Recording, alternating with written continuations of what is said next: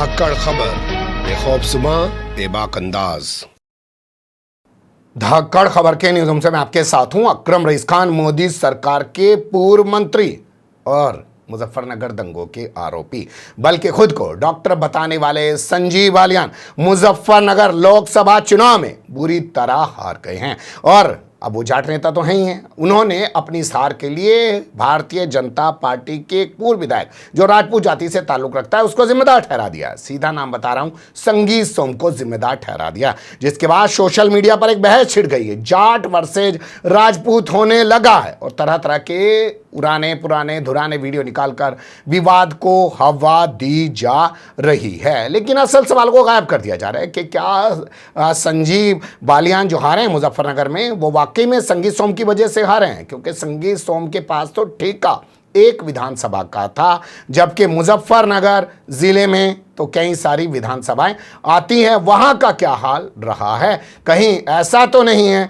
कि अपनी गलती का ठीकरा किसी और के मत्थे फोड़कर जातिवाद विवाद को बढ़ावा दे रहे हैं डॉक्टर संजीव बालियान? कैसे कैसे इस घटनाक्रम को देखा और समझा जा सकता है, हर पहलू से आपको रूबरू कराऊंगा। लेकिन पहले एक वायरल वीडियो आपके सामने रख रहा हूं, उसे थोड़ा गौर से देख और सुन लीजिए। परंतु मैं एक बात कहना चाहता हूं, वो कहते हैं कि सम्राट पृथ्वीराज चौहान हमारा, मिहिर भोज हमारा, मन करे तुम्हारा फूफा भी हमारा, तुम्हारा जीजा भी हमारा। अरे तुम्हारे खानदान में किसी के कभी महल हुए हो तो एक दो का नाम बता दो। तुमने तो भैंसे चुरा चुरा के अपना घर पूरा किया, हमने अब तक किसी को बताई क्या? अब कहते मिहिर भोज हमारा। अब वो एक कहने लगा जी पृथ्वीराज चौहान तो जो जाट था, एक का गुजर था, एक का था जाट था। मैंने कहा डीएनए करा लो, पता चलेगा तुम पड़ोसी की औलाद निकलोगे। आपने तस्वीर को गौर से भी देख लिया होगा, ये नेता जी हैं करणी सेना के, भारतीय जनता पार्टी के नेता भी बन गए थे। फिलहाल इन्होंने भारतीय जनता पार्टी को छोड़ दिया है। नाम है इनका सूरजपाल अम्मू। जी हाँ, सूरजपाल अम्मू ने यह बयान दिल्ली के बदरपुर इलाके में दिया है। सोशल मीडिया पर उनका यह बयान वायरल कराया जा रहा है और कहा जा रहा है कि उन्होंने राजा मिहिर भोज को लेकर, पृथ्वीराज को लेकर जाटों और गुजरों के खिलाफ अभद्र टिप्पणी की है, उनके डीएनए पर सवाल उठा दिया है। इस खबर को लेकर कोई एफआईआर दर्ज होने की जानकारी हमारे पास नहीं है। ये वीडियो कब का है इसकी हम पुष्टि नहीं कर सकते हैं। लेकिन जिस दौर में डॉक्टर संजीव बालियान भारतीय जनता पार्टी के पूर्व सांसद, पूर्व मंत्री और भारतीय जनता पार्टी के पूर्व विधायक संगीत सोम के बीच जाट वर्सेज राजपूत की लड़ाई चल रही है, उस दौर में वीडियो सोशल मीडिया पर खूब बढ़ा चढ़ाकर पेश किया जा रहा है। अब बात करते हैं सीधे जाट नेता, मोदी सरकार के पूर्व मंत्री और मुजफ्फरनगर से हारने वाले मुजफ्फरनगर दंगों के आरोपी डॉक्टर संजीव बालियान द्वारा की गई प्रेस कॉन्फ्रेंस की। तो वो सीधे आरोप लगा रहे हैं संगीत सोम पर। संगीत सोम के कई बयान है, उस बयान का बड़ा नुकसान देखा जा रहा है। माना जी, मुख्यमंत्री की रैली हुई है, रैली होने के बाद तुरंत बाद उनका बयान आता है, लेकिन ऊपरी तल में मतलब माना जाए प्रदेश अध्यक्ष या कोई कार्रवाई नहीं की गई, जबकि इतने बयान अलग अलग बयान आए।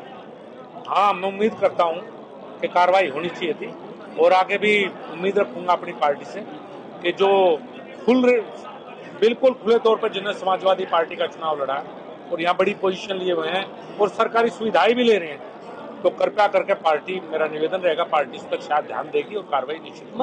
पूर्व विधायक संगीत सोम ने कहा था कि एक बयान बहुत वायरल हुआ उनका कि स्तर नहीं है आपसे बात करने का, ऐसा क्या है?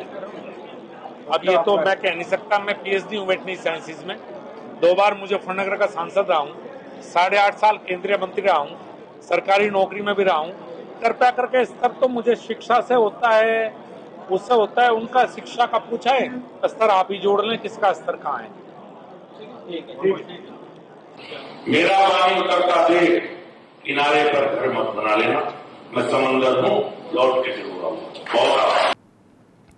मुझे लगता है जो आरोप उन्होंने लगाए हैं उस पर बाद में बात की जाएगी। आपको संगीत सोम के बारे में जानकारी दे देते हैं। संगीत सोम उस सरधना विधानसभा सीट से 2 बार के विधायक रह चुके हैं, जो वैसे तो क्षेत्र के हिसाब से मेरठ जिले में आती है, लेकिन लोकसभा क्षेत्र के हिसाब से वो हिस्सा है मुजफ्फरनगर का।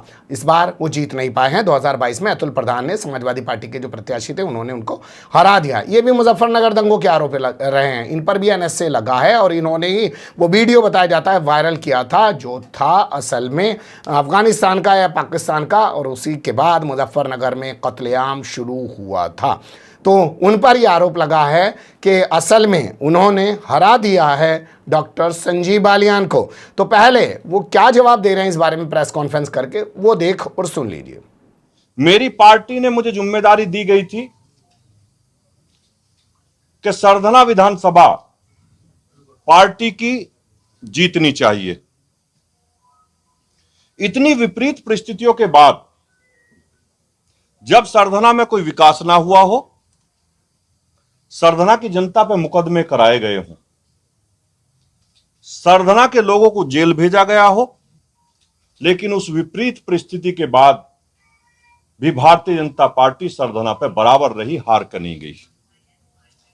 हारने का कारण माननीय मंत्री जी को खुद देखना चाहिए कि वो बुढ़ाना जैसी विधानसभा में क्यों हारे, वो चरथावल जैसी विधानसभा में क्यों हारे।